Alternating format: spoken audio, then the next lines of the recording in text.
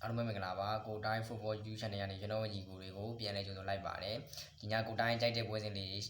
ရှိလို့ကျွန်တော်ညီကိုတွေကိုလာပြောပြချင်ပေးခြင်းဖြစ်ပါတယ်အဲ့ဒီပွဲစဉ်ကတော့ကိုတိုင်းပထမဆုံးချန်ပီယံလိပွဲစဉ်မကြိုက်တဲ့အပြင်ကိုတိုင်း TikTok မှာလည်းဒီပွဲစဉ်တွေပြောပေးထားတယ်ပေါ့လေဒီပွဲစဉ်တွေကိုတိုင်းကြိုက်လို့ပေါ့လေအဲ့ပွဲစဉ်ကတော့တနင်္လာနေ့ကမှကန်မယ် Swansea နဲ့ Nottingham Forest ပါ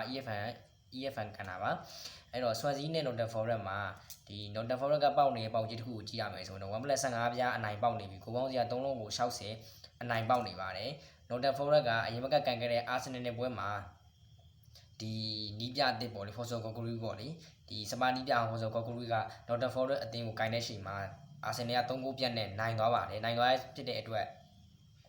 ဒီပွဲစဉ်မှာတော့ကိုတိုင်းကတော့သူအနိုင်တော့ကန်လိမ့်မယ်လို့ထင်ပါတယ်။ဘာလို့လဲဆိုတော့သူအရင်9ပွဲကိုပရီးမီးယားလိပွဲစဉ်တွေကြည့်ရမယ်ဆိုလို့ရှိရင်သူတပွဲနိုင်တပွဲတည်ရေးသူရှုံးထားတဲ့ပွဲက2ပွဲလောက်ရှိတယ်ဗျာ။မနိုင်တာဝက်ဆန်ကိုလည်းသူရှုံးထားတယ်အာဆင်နယ်ကိုလည်းရှုံးထားတယ်ဒီဘက်ကဆွမ်စီကိုကြည့်ရမယ်ဆိုရင်တော့ဆွမ်စီကဒီသူ့အင်္ဂွေမှာ2ဆိုရနိုင်တဲ့ဟူစီတီကိုတော့ဒီကန်ထားတယ်ဒီနောက်တစ်ပွဲမှာဆိုရင်တော့သူ2စီဆိုတဲ့သူရနိုင်တဲ့သူနိုင်ထားတယ်ပေါ့လေအဲ့တော့ဒီပွဲစဉ်ကိုကြည့်ရမယ်ဆိုလို့ရှိရင်တော့ Nottingham Forest ကဒီပွဲပြီးလို့ရှိရင်ဘန်လီနဲ့ကန်မှာဗျာသူရှိအရင်ပွဲစဉ်တဲ့ပွဲတော့မှသူမနိုင်ထားဘူးဗျာမနိုင်ထားတာဖြစ်တဲ့အတွက်ကြီးရလည်းပို့စပတ်ဆက်ကြထားတာကြီးရလည်းကြတယ်ပြီးတော့နိုင်လည်းမနိုင်ထားဘူးအဲ့တော့ဒီပွဲစဉ်မှာ Nottingham Forest အနိုင်ကန်ပါလိမ့်မယ်တေတော်ညီကိုကျွန်တော်ဒီပွဲလေးပြထားပါတယ် Nottingham Forest အသင်းနဲ့ဂိုးပေါ်ကိုတိုင်းကကြိုက်ပါတယ်နောက်တဲ့တင်ကတော့ကျွန်တော်ညီကိုတွေချန်ပီယံလိပွဲစဉ်မှာအဲ့ဒီပွဲစဉ်ကတော့တင်နာရီဘက်မှာကန်မဲ့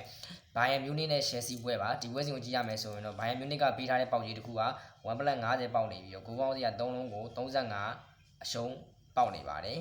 ဒီဘိုင်ယန်မြူးနစ်ကိုကြည့်ရမယ်ဆိုလို့ရှိရင်တော့ဘိုင်ယန်မြူးနစ်ကအရင်ဘက်ကကန်တဲ့ပွဲမှာဒီဟမ်ဘတ်ဆိုတဲ့အသင်းကို9ဂိုးပြည့်နဲ့သူနိုင်ထားတာဗျအဲ့ဘက်မှာကြီးအောင်ထားတယ်အဲ့ဒါအပြင်အရင်ဘက်ကကန်ခဲ့တဲ့နှစ်ပွဲမှာဆိုရင်တော့ဟမ်ဘတ်နဲ့မကန်ခင်နောက်ပွဲမှာဆိုရင်တော့သူအော့စ်ဘတ်ကိုလည်းသူကြီးကြတယ်ဝီဟန်ဆိုတဲ့အသင်းကိုလည်းသူကြီးကြတယ်နှစ်သင်းလုံးသူကြီးကြရနှလုံးစားရကြီးသူကြီးကြတယ်အဲ့တော့ဒီပွဲမှာ1+50ပြီးရအောင်မလားပေါ့လေကိုတိုင်းကတော့စဉ်းစားကြည့်တယ်ပေါ့နောက်တဲ့တစ်ဖက်အသင်းဖြစ်တဲ့ Chelsea ပေါ့လေ Chelsea ကဒီပြောရမယ်ဆိုတော့ Brentford ကိုတော့သူကြီးကြထားတယ်သူဖူလန်အောင်တော့သူကြီးအောင်တယ်ဒီဝက်ဆန်အောင်လည်းသူကြီးအောင်သွားတယ်ပေါ့လေ1+ပေါက်နေပြီသူအောင်သွားတယ်ပေါ့လေ Brentford နဲ့အသင်းမှာတော့သူ Brentford နဲ့ပွဲစဉ်မှာတော့သူကြီးမကြလို့မရလို့ဘူကီကြီးချပြီးတော့ Chelsea ကြီးကြသွားတယ်ပေါ့လေအဲ့တော့ဒီပွဲစဉ်မှာကြီးအောင်မလားပေါ့လေကြီးအောင်မလားဆိုတော့ဘိုင်ယန်မြူးနစ်နဲ့ Chelsea မှာဆိုရင်တော့ဘိုင်ယန်မြူးနစ်က1+50မှာဘိုင်ယန်မြူးနစ်အသင်းကိုတိုင်းကတော့ကြိုက်ပါတယ်ဂိုးပေါ်ကတော့ဂိုးအောက်ကိုပို့ပြီးကြိုက်ပါတယ်ဘာဖြစ်လို့လဲဆိုတော့ Chelsea ကဒီလိုလို့ရှိရင် Manchester United နဲ့ဝေးကွင်းကန်အောင်မှာပါ Man U နဲ့ဝေးကွင်းကန်မှာဖြစ်တဲ့အတွက်ဘိုင်ယန်မြူးနစ်အသင်းကိုတော့ကြိုက်ပါတယ်တလုံးလောက်နဲ့ဘိုင်ယန်မြူးနစ်ကပ်မိန်သွားလိမ့်မယ်လို့ကိုတိုင်းကတော့ထင်ပါတယ်အသင်းနဲ့ကိုကိုကြိုက်ပါတယ်နောက်သတင်းကတော့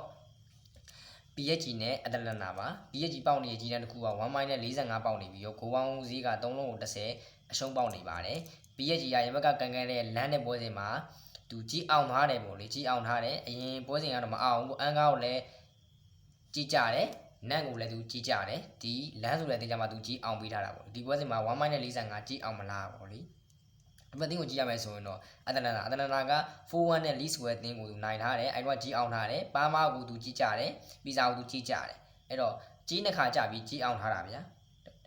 တစ်ဘက်က PSG ကလည်းကြီးနှစ်ခါကြပြီးကြီးအောင်ထားတာအဲ့တော့ဒီပွဲစဉ်1-45ကြီးရမယ်ဆိုရင်တော့ PSG အသင်းကိုကြိုက်ပါတယ်ဘာလို့ကြိုက်တာလဲလို့ပြောရင် PSG အိမ်ကွင်းလေးဖြစ်တာနဲ့ညီ PSG အိမ်ကွင်းကတိတ်ချောက်ဖို့ကောင်းတယ်ပေါ့လေ PSG အိမ်ကွင်းဖြစ်တာနဲ့ညီအနည်းဆုံးတော့1-0ကနေကိုတိုင်းဆိုင်ကြည့်ရလိမ့်မယ်လို့ထင်ပါတယ်အဲ့တော့ PSG အသင်းနဲ့ကိုပေါ်ကိုကြိုက်ပါတယ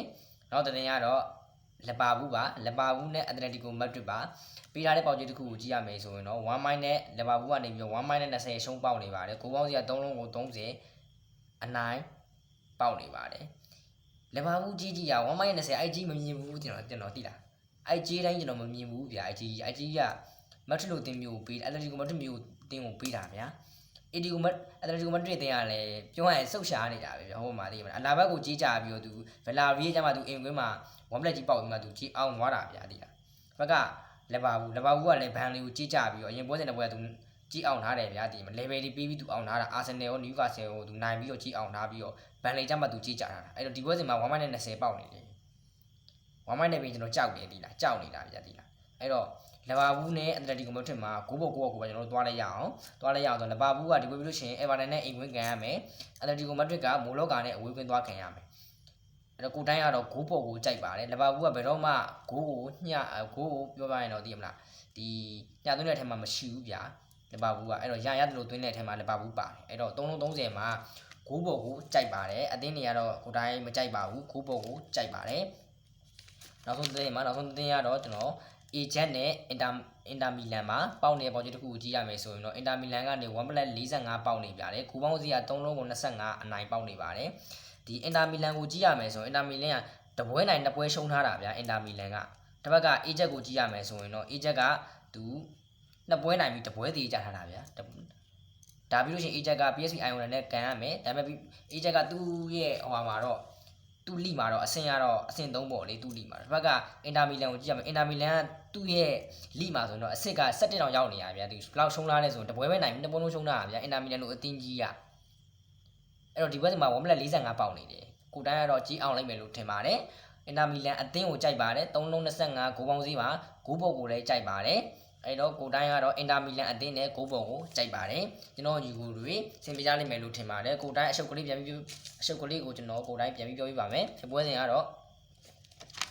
ဒီတော်တော်ညီကိုတွေကိုပေးထားတယ်ပေါ့လေအဲ့ပွဲစီဒီပွဲစဉ်တွေကဘာလို့ဆိုကြိုက်လို့ပေါ့လေကိုတိုင်းအမှန်တန်ကြိုက်လို့ဆိုပြီးတော့ Norton Swansea နဲ့ Norton Forest မှာ Norton Forest အသင်းနဲ့ဂိုးပေါ်ကိုကြိုက်ပါတယ် Bayern Munich နဲ့ Chelsea မှာဆိုရင်တော့ Bayern Munich အသင်းနဲ့ဂိုးအောက်ကိုကြိုက်ပါတယ် PSG နဲ့ Atlanta မှာဆိုရင် PSG အသင်းနဲ့ဂိုးပေါ်ကိုကြိုက်ပါတယ်လီဗာပူးနဲ့အက်တလက်တီကိုမက်ဒရစ်မှာဆိုရင်တော့ဂိုးပေါ်ကိုကြိုက်ပါတယ်အသင်းကိုမကြိုက်ပါဘူးဂိုးပေါ်ကိုကြိုက်ပါတယ်အေဂျင့်နဲ့အင်တာမီလန်မှာဆိုလို့ရှိရင်တော့အင်တာမီလန်အသင်းနဲ့အေဂျင့်ကိုကြိုက်ပါတယ်ကျွန်တော်ညီကိုတွေအဆင်ပြေကြလိမ့်မယ်လို့ထင်ပါတယ်ကျွန်တော်ရဲ့ YouTube ဗီဒီယိုကိုလည်း like subscribe လုပ်ပြီးတော့ကျွန်တော်ညီကိုတွေ like subscribe လုပ်ပေးကြပါဦးနောက်အသင်းလေးတွေရှိရင်လည်းကောင်းတဲ့သင်းလေးရှိရင်လည်းကျွန်တော်ပြန်လာပေးပါအောင်မယ်ကျွန်တော်ညီကိုတွေအဆင်ပြေကြလိမ့်မယ်လို့ထင်ပါတယ်နောက်ဗီဒီယိုဒီမှာကျွန်တော်ညီကိုတွေပြန်လည်တွေ့ဆုံကြပါတယ်